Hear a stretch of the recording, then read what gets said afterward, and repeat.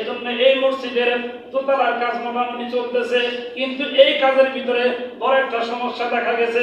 সেটা সমাধান আমরা 10 জন মিলে যদি করি তাহলে একদম সহজ, অল্প সমস্যা। এই যে মোটরটা শক্তি কুলায় না, ওই পিলারের ভিতরে পানি দেওয়া যাইতেছে না, এই জন্য নতুন মোটর কিনতে হবে। মাত্র 8,000 টাকা। 9,000 টাকা? 10 জন যদি 8,000 টাকা দেই কোনো কষ্ট হবে? এই জন্য এই মোটরের জন্য 1,000 টাকা কে দিবেন?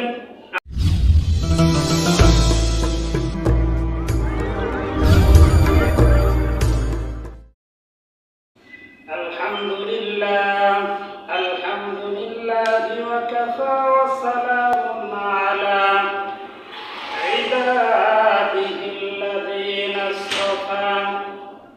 আম্মা বা'দু ফাকাদ ক্বালা আল্লাহু তাআলা ফি কালামিহিল মাজিদ ওয়া ফুরকানিহিল হামিদ।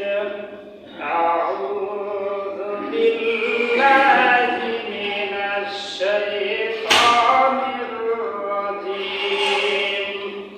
বিসমিল্লাহির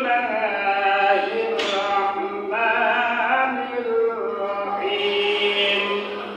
মান জাআ বিল হাসানাতি ফালাহু আশরু আমসালিহা। ওয়া ক্বালা তাআলা ইন্নাল্লাহা ওয়া মালাইকাতাহু ইউসাল্লুনা আলান নাবী ইয়া আইয়ুহাল্লাযীনা আমানু সাল্লু আলাইহি ওয়া সাল্লিমু তাসলিমা। জবান খুলে পড়েন বালাগুল উলা বিকামালিহি কাশাফাত তুজা বিজামালিহি হাসানাতু জামিউ খিসালিহি। সাল্লু আলাইহি ওয়া আলিহি। মোদের নবী সবার সেরা, নূরুন আলা নূর, নূরে তার হাসলো ধরা, আধার হলো দূর। কমল হাসি মিষ্টি অতি, মধুর স্বভাব তার, সেই নবী তার স্বজন পরে দরুদ হাজার বার। সম্মানিত মুসল্লিয়ান একরাম, মুরব্বিয়ানে আযম, সমবয়সী যুবক ভাই বন্ধুগণ, সকলের প্রতি আন্তরিক শুভেচ্ছা মোবারকবাদ জ্ঞাপন করছি। আমরা সকলেই সেই মহান রব্বুল আলামিনের দরবারে শুকরিয়া আদায় করি, যিনি আমাদেরকে আরবি বছরের প্রথম মাস মুহররম মাস, এই মাসের দ্বিতীয় জুমার দিন তারপর মসজিদে আসার তৌফিক দিয়েছেন। এজন্য শুকরিয়া স্বরূপ জবান খুলে পড়ি আলহামদুলিল্লাহ। আমাদের মতো বহু মানুষ সমাজের ভিতরে বসবাস করে, সকলে যদি মসজিদে আগমন করতো তাহলে এই যে দোতলার কাজ চলতেছে, মসজিদে নিচতলায় সংকলন হতো না, দোতলায় যাওয়া লাগতো। কিন্তু এখন সকলে আসে না বিদায়ী, নিচতলাই পরিপূর্ণ হয় না, ঠিক কিনা? এজন্য যারা আসতে পারে নাই, আল্লাহ ইচ্ছা করলে আমাদেরকে তাদের কাছে শামিল করতে পারবেন, ঠিক কিনা? অনেক মানুষ বহু পেরেশানিতে আছে, কেউ হাসপাতালে আছে, যেমন ভোলা ভাইয়ের স্ত্রী হাসপাতালে আছে, অবরোধ করছে, দোয়া চাইছে। এরকম অনেকে হাসপাতালে যাত্রা দিতেছে, অনেকে বিভিন্ন পেরেশানিতে দৌড়াইতেছে।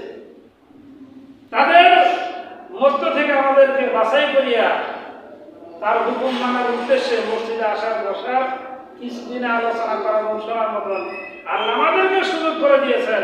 এজন্য আবারও শুকরিয়া স্বরূপ করি আলহামদুলিল্লাহ। এই মুহররম মাস বহু ফজিলতপূর্ণ মাস। এই মাসে একটা দিন রয়েছে যেটাকে আশুরার দিন বলা হয়। আশুরা শব্দের অর্থ কি? আশুরা শব্দের অর্থ হলো 10, তার মানে মুহররমের 10 তারিখে বোঝানো হয়েছে। এই মুহররমের 10 তারিখ, আজকে হলো 8 তারিখ, আগামীকালকে 9 তারিখ, রবিবারে 10 তারিখ। এই মুহররমের 10 তারিখে আল্লাহ পাক রব্বুল আলামিন বহু নবী দুনিয়ার ভিতরে আগমন করছেন, পড়াইছেন, বহু নবীর দোয়া কবুল করছেন, বহু নবীকে আল্লাহ পাক রব্বুল আলামিন নিয়ামত দান করেছেন। কোন সুবহানাল্লাহ।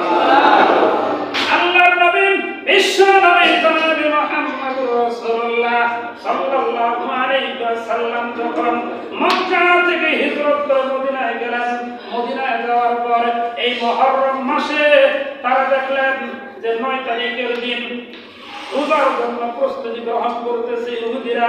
তার মানে ঈসা আলাইহিস সালামের অনুসরণ, হযরত মুসা আলাইহিস সালামের অনুসরণ যারা করে তাদেরকে বলা হয় ইহুদি।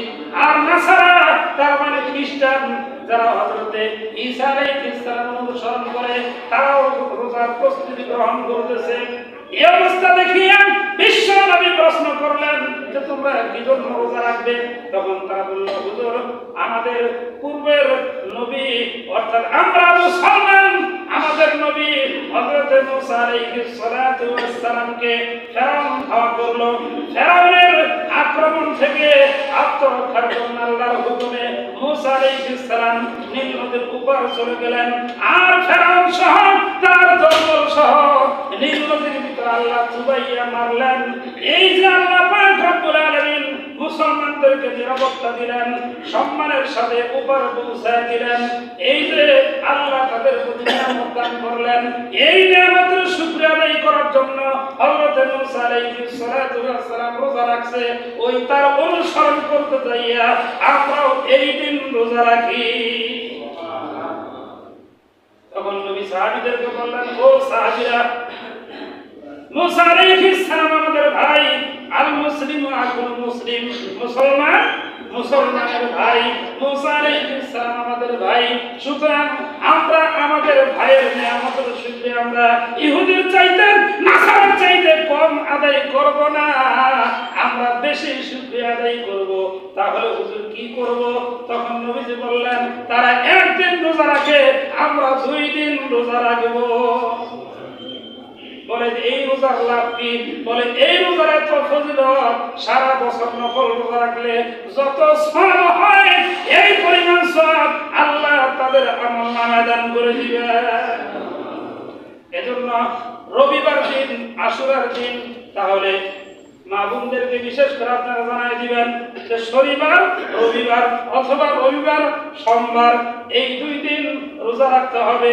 রবিবারের আগে মিলাইয়া নয়তো রবিবারের পর মিলাইয়া, রবিবার, সোমবার অথবা শনিবার, রবিবার এই 2 দিন রোজা রাখবো। আল্লাহ আমাদেরকে তৌফিক দান করেন। আওয়াজ দিয়ে বলেন আমিন। আপনারা সবাই দেখতেছেন মসজিদের কাজ চলতেছে, ঠিক কিনা? 10 লাঠি একের পূজা। 10 জনে যদি 10টা লাঠি হাতে করে নেয় তাহলে লাঠি হিসাবে ব্যবহার হবে। আর যদি একখানে বাঁধা বোঝা বানায় দেওয়া হয়, মাথায় নেওয়া ছাড়া আর বুদ্ধি থাকবে না। এজন্য আমরা সার্বিক এই মসজিদ এত সুন্দর হয়েছে, এসি করা মসজিদ হেমনগর ইউনিয়নের মধ্যে একটাও নাই। চেয়ারম্যানবাড়ি মসজিদে গত বছর গেছিলাম, অনুদেখিতেছি নাই। তার মানে আপনারা উন্নত করেছেন, এসি লাগাইছেন, মসজিদ নাই। হ্যাঁ, আব্দুল খালেক সাহেব 100 টাকা আল্লাহ কবুল করেন। মালিক সাহেব 100 টাকা আল্লাহ কবুল করেন, বলেন আমিন। সালাম সাহেব 1000 টাকা, জোরে বলেন মারহাবা। শুরু করিনি, আগেই দেওয়া শুরু করছেন, আল্লাহ কবুল করেন, বলেন আমিন। যে কথা বলতেছিলাম, এই আশুরার দিনের আমল হলো রোজা রাখা। আর একটা আমল হলো বাড়িতে উত্তম খানা পরিবেশন করা। খিচুড়ি, হালুয়া, রুটি খাইতে হবে এরকম কোনো শর্ত নাই। অন্যদিন যা খান সাধারণ খাবারই খাবেন, কিন্তু পারলে পরিবারের জন্য বেশি উন্নত মানের খানা, ভালো উত্তম খানার ব্যবস্থা করলে এর বরকতে হতে পারে আল্লাহ খুশি হইয়া সারা বছর ভালো উত্তম খানা পিনার ব্যবস্থা করে দিতে পারে। এজন্য এই 2টা আমল, উত্তম খানা পরিবেশন করা বাড়িতে, আর হলো রোজা রাখা। রাত্রে পারলে কিছু নফল ইবাদত করার চেষ্টা করা। আল্লাহ আমাদেরকে তৌফিক দান করেন, বলেন আমিন। বলতেছিলাম এই মসজিদ এটা সাধারণ কোন ঘর না, এটা কার ঘর? জোরে বলেন, কার ঘর? আল্লাহু আকবার। আল্লাহর ঘর, দুনিয়ার কোন মানুষের ঘর না। এই ঘর সম্পর্কে নবীজি হাদিসের ভিতরে বলেছেন, মান বানা লিল্লাহি মাসজিদান বানাল্লাহু লাহু বাইতান ফিল জান্নাহ। যে মানুষগুলো মসজিদ নির্মাণের জন্য সাহায্য করবে, সহযোগিতা করবে, আল্লাহ তাদের জন্য জান্নাতের ভিতরে সুন্দর একটা বাড়ি বানাইয়া দিবে। জান্নাতের বাড়ি কিরকম? সাধারণ বাড়ি হবে না, জান্নাতের একটা ইট হবে স্বর্ণের, জান্নাতের একটা এরকম ভাবে ইট হবে রূপার, জান্নাতের একটা ইট হবে হীরা, আর একটা ইট হবে মণিমুক্তার। এমন দালান কোঠা জান্নাতের ভিতরে যে চোখটা তাকাইলেই মনে হবে তামাম পৃথিবীতে যত দামি জিনিস আছে সবচাইতে দামি জিনিসটা আল্লাহ জান্নাতে আমাকেই দান করে দিয়েছে। এজন্যই তো নবীজি বলেন যে সমস্ত মানুষগুলো দুনিয়াতে অনেক কষ্ট করছে তারপর আল্লাহর ইবাদত ছাড়ে নাই, ওই সমস্ত মানুষগুলো মরার পর যখন সে জান্নাতে যাবে তার অবস্থা কি হবে? তাকে জিজ্ঞাসা করা হবে, আমি জান্নাতের ভিতরে তোমাদেরকে যে সমস্ত নাজ নেয়ামত দিয়েছিলাম এগুলো পাওয়ার পর তোমাদের অবস্থা কি? তখন জান্নাতের বলবে, আল্লাহ দুনিয়াতে এত কষ্ট করেছি, জান্নাতে ঢোকার পর আমাদের মনে হয় দুনিয়ার কোনো কষ্টের কথাই মনে নাই। নবীজি আরো বলেন, দুনিয়ার ভিতরে যে সমস্ত মানুষগুলো আরামে থাকে, অট্টালিকার ভিতরে থাকে, তাদের কোনো অভাব থাকে না, কিন্তু আল্লাহর ইবাদত না করার কারণে যখন জাহান্নামী হবে তখন তাকে বলা হবে, দুনিয়াতে এত সুখ শান্তি পেয়েছিলা, আল্লাহর হুকুম মানো নাই, যার কারণে তুমি জাহান্নামী হয়ে গেছো, এখন তোমার কি অবস্থা? সে বলবে, দুনিয়ার ভিতরে যে এত সুখে থাকছি, জাহান্নামে সামান্য সময় অবস্থান করার কারণে দুনিয়ার সুখের কথা একটু মনে নাই। তার মানে অনন্ত সুখ, অপরন্ত সুখ শান্তি জান্নাতে। আর কঠিন আযাব, কঠিন ভয়ঙ্কর শাস্তি জাহান্নামের ভিতরে আল্লাহ তৈরি করে রেখে দিয়েছেন গুনাহগারদের জন্য। এজন্য যে সমস্ত মানুষগুলো দান করে ওই সমস্ত মানুষ সম্পর্কে আল্লাহ পাক রব্বুল আলামিন কোরআনে কারীমের ভিতরে ডাক দিয়ে বলেন, মান জাআ বিল হাসানাতি ফালাহু আশরু আমসালিহা। আল্লাহ বলেন, যে সমস্ত মানুষগুলো আমি আল্লাহর জন্য দান করে, আমি আল্লাহ তাদের সম্পদের ভিতরে 10 গুণ বরকত দান করে দেই। হযরত আবু বকর সিদ্দিক রাদিয়াল্লাহু তাআলা আনহুর খেলাফতের আমলে মদিনার ভিতরে দুর্ভিক্ষ শুরু হয়ে গেছে, টাকা আছে পয়সা আছে কিন্তু খানা নাই। এবার মদিনাবাসী খবর পাইলো রাত্রে বেলা হযরতে উসমান গনি রাদিয়াল্লাহু তাআলা আনহুর 100 উট আসতেছে বুঝাই করা খাদ্য সামগ্রী নিয়ে। সমস্ত মদিনাবাসী গুলো হযরত উসমানের কাছে যাইয়ে হাজির হইলেন যে আমাদের টাকা আছে, আমরা আপনার কাছ থেকে খাদ্য কিনে নিব, আপনি কত করে কেজি বেচবেন? সে বলল, আমি প্রত্যেক পাল্লার বিনিময়ে আমি এরকম ভাবে 10 দিরহাম করে নিব। তখন তারা বলল, সাধারণত 2-3 দিরহামের জায়গায় 10 দিরহাম আপনি বেচবেন, এরকম কিনা সম্ভব না। বলে যে 10 দিরহাম দিবে আমি তার কাছেই বেচবো। নিরুপায় হইয়া সবাই ফিরে আসলো। একটু পরেই হযরত উসমান গনি রাদিয়াল্লাহু তাআলা আনহু ঘোষণা দিলেন যে ফ্রি বিতরণ করা হইতেছে, যার যার খাদ্য লাগবে ফ্রি নিয়ে যাও। সবাই যে আশ্চর্য হয়ে গেল, হুজুর বুঝলাম না, একটু আগে 3 দিরহাম 5 দিরহাম পেলাম তাও দিলেন না, 10 দিরহামের নিচে বেচবেনই না, এখন আপনি কেমনে ফ্রি দিতেছেন? বলতেছে, যিনি 10 দিরহাম আমাকে দিবেন তার কাছে আমি বিক্রি করে দিয়েছি। বলে বুঝলাম না ব্যাপারটা কি? বলে ব্যাপারটা হলো আল্লাহ বলে দিয়েছেন, আমি আল্লাহ রাস্তায় যারা দান করে আমি আল্লাহ তাদেরকে 10 গুণ দান করে দেই। এজন্য আমি আল্লাহর জন্য দান করে দিয়েছি। শুধু তাই নয়, নবীজি বলেন as-সাদাকাতু তারুদ্দুল বালা ওয়া তাজিদু ফিল উমর। দান সদকা এমন একটা আমল, দানের বরকতে আল্লাহ মুসিবত দূর করে দেন আর ওই বান্দার হায়াতকে বৃদ্ধি করে দেন।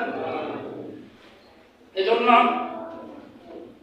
হাদিসের ভিতরে একটা ঘটনা আছে, হযরত ঈসা আলাইহিস সালাতু ওয়াস সালামের জামানায় একটা ধোপা ছিল। ওই ধোপার অবস্থা কি ছিল?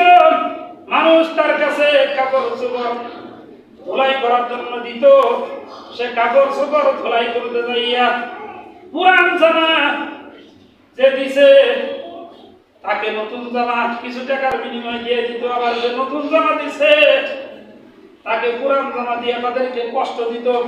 এবার মানুষগুলো নিরুপায় হইয়া হযরত ঈসা আলাইহিস সালামের কাছে যাইয়া বিচার দিলেন, পয়গম্বর ঈসা আলাইহিস সালাম আপনি একটু দোয়া করেন এই ধোপার অত্যাচারের হাত থেকে যেন আমরা বাঁচি। হযরত ঈসা আলাইহিস সালাম দোয়া করলেন আর তিনি জানিয়ে দিলেন, তোমরা যাও আগামী কালকে এই ধোপা যখন কাপড়ের গাঁঠুরি নিয়ে ধোয়ার জন্য যাবে ওইখানেই তার মৃত্যু হবে। সকলেই খুশি হইয়া বাড়িতে চইলা গেল। এবার পরের দিন সকলে মিলিয়ে আসছে, ঈসা আলাইহিস সালামকে সাথে নিয়ে যাবে, দেখবে ধোপার কি অবস্থা। এবার যখন বিকাল বেলা গেল, যাওয়ার পর দেখে ধোপা আরামে বসে আছে, আগের চাইতে আরো উৎফুল্ল দেখা যাইতেছে, হাসি খুশি মন দেখা যাইতেছে, ধোপার তো কিছুই হয় নাই। সবাই আশ্চর্য হয়ে ঈসা আলাইহিস সালামকে বললেন, ও পয়গম্বর আপনি বললেন ধোপা মারা যাবে, কিন্তু ধোপা মারা গেল না, তার কারণ কি? পয়গম্বর সিজদায় পড়ে গেল, ডাক দিয়ে বলে, আল্লাহ এটা কি তোমার খেলা? বুঝলাম না ব্যাপারটা কি? আল্লাহ ডাক দিয়ে বলে, মুসা রে ধোপা তো মরারই কথা ছিল, কিন্তু ধোপা দানের আমল করেছে, যার কারণে আমি আল্লাহ তাকে হায়াত বৃদ্ধি করে দিয়েছি। বলে কেমনে হলো? তখন আল্লাহ জানাইতেছে, ও পয়গম্বর ঈসা তাহলে শোনো, ধোপা যখন কাপড় ধোয়ার জন্য আসলো, আসার পর এক ভিক্ষুক বলতেছে, ভাই ধোপারে খাওয়ার মতো তোমার কাছে কিছু আসেনি? ধোপা বলল, আমি তো নিয়োগ করেছিলাম একটু পরে নাস্তা করব, 3টা রুটি আনছি, ধরো তোমার একটা দিয়ে দিলাম। একটা রুটি খাওয়ার পর ওই ভিক্ষুক দোয়া করতেছে আর বলতেছে, আল্লাহ এই ধোপার জীবনের সব গুনাহগুলো মাফ করে দাও। কে কি পরিমাণ গুনাহ করছে কেউ না জানলেও নিজের খবর নিজে ঠিকই জানে। তোরা বলে ঠিক কিনা? এবার ধোপা দেখতেছে, আমি মানুষকে কষ্ট দিয়েছি, আমি তো গুনাহ করতে কম করি নাই, সুতরাং এর চাইতে ভালো দোয়া তো হতে পারে না। বলে ভাই যে দোয়া করছো আমার দিল ঠান্ডা হয়ে গেছে, যাও আরেকটা রুটি তোমার দিয়ে দিলাম। এবার রুটি খাইয়া দোয়া করে, আল্লাহ ধোপার জীবনের গুনাহ জায়গাগুলো নেক দ্বারা পরিপূর্ণ কইরা দাও। ধোপা বলিল তার সুন্দর দোয়া করে, যাও আরেকটা রুটি আছে এইটাও দিয়ে দিলাম। এবার 3টা রুটি খাইয়া দোয়া করতেছে আর বলতেছে, আল্লাহ এই ধোপার হায়াতকে তুমি বৃদ্ধি করে দাও। ওই ভিক্ষুকের দোয়া আমি আল্লাহ কবুল করেছি। 3 ব্যক্তির দোয়া সরাসরি কবুল হয়। 1 নাম্বার হলো মুসাফিরের দোয়া, 2 নাম্বার হলো অসহায়, 2 নাম্বার হলো ন্যায়পরায়ণ বাচ্চার দোয়া, আর 3 নাম্বার হলো পিতামাতা যদি কারো জন্য দোয়া করে সাথে সাথে ওই দোয়া আল্লাহ কবুল করে নেয়। বলে আমি আমার উম্মতদেরকে কেমনে বুঝাবো? বলে আপনি গাঁঠুরি খোলেন, গাঁঠুরি খোলার পর দেখা গেল ওই গাঁঠুরির ভিতরে, কাপড়ের গাঁঠুরির ভিতরে বিশাল বড় এক সাপ দেখা যাইতেছে, সাপের মুখের ভিতরে লাগাম লাগানো দেখা যায়। এজন্য যে সমস্ত মানুষগুলো দান করে আল্লাহ তাদের সম্পদের ভিতরে বরকত দেয়, আল্লাহ তাদের হায়াতকে বৃদ্ধি করে দেন।